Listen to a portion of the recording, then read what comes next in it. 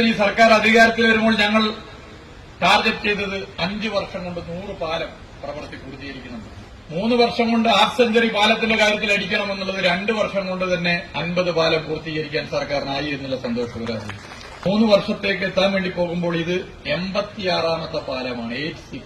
ഞങ്ങൾ സർക്കാരിനെ സംബന്ധിച്ചിടത്തോളം MLA ഭരണകക്ഷിയാണോ പ്രതിപക്ഷമാണോ എന്ന് നോക്കി വികസന പ്രവർത്തനം നടത്താനാണ്. നാടിന് ആവശ്യപ്പെട്ടതാണോ ആവശ്യമുള്ളതാണോ എന്നുള്ളതാണ് പൊതുവെ പരിഗണന വിഷയം.